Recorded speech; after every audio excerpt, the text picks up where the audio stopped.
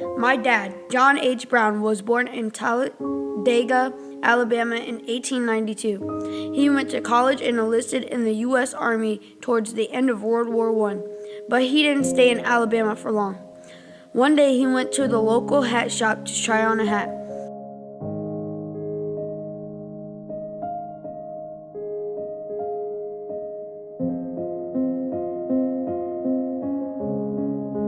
The first hat he picked up was too big, so he put it back. The owner of the store ran after him and told my dad he had to buy the hat because he had tried it on. Apparently, black people were not allowed to try on hats without buying them. My dad refused to buy the hat, so the owner called the sheriff. The sheriff tried to make my dad buy the hat, but my father wasn't having it. Soon after this incident, he decided he had had enough of the South. He traveled north, along with many other African American families, looking for a brighter, better future with hopefully less discrimination.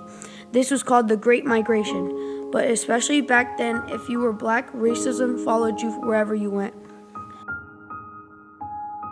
My mother, Allie, was born in Alabama in 1901, and like my dad, it didn't take long for her to want to leave the segregated South.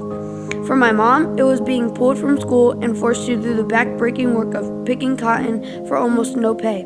This made she and her mother leave for the North. My mother and father were my role models. They showed me that if you really wanted something, you had to work hard to get it. My mother had dreams of me becoming a pianist. She loved listening to me practice in the front room, but I had fallen in love with a different sound, the sound of a roaring plane engine. I don't know exactly why it happened, but at the age of 11, I had fallen head over heels for airplanes. That was that. I decided to be a pilot. No more piano lessons for me.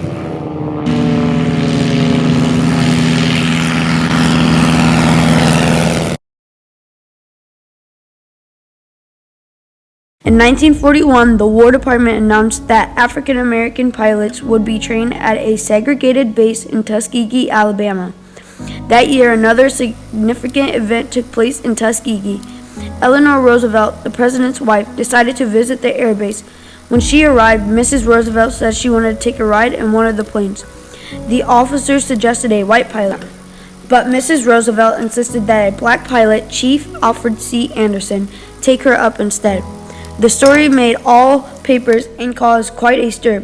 We Tuskegee Airmen like to think that Eleanor had something to do with convincing her husband to fully support sending African American fighter pilots into the war.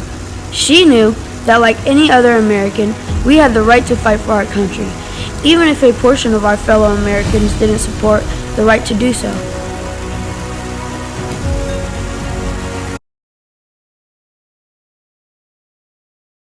After our missions, we'd like to gather around a good fire and swap stories. One night, a fellow airman told me about his uncle, a veteran of World War I.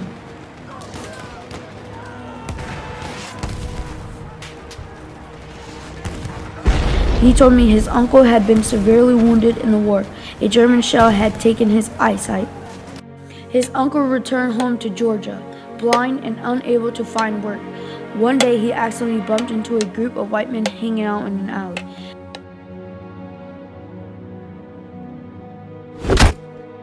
They beat him to death.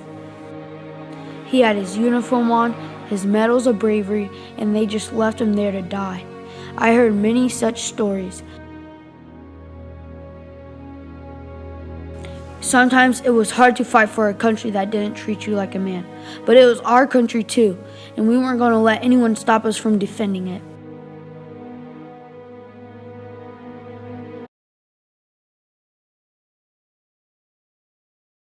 One of the German jets flew right towards me and my wingman. As he passed, we only had a chance to let off one burst of gunfire. Suddenly, the jet rolled over and performed a split S. We dove after the German, shooting the whole time. Just as we were about to open up on him, the jet leveled off. Suddenly, the forest below erupted with gunfire. The German had led us into a FLAK trap.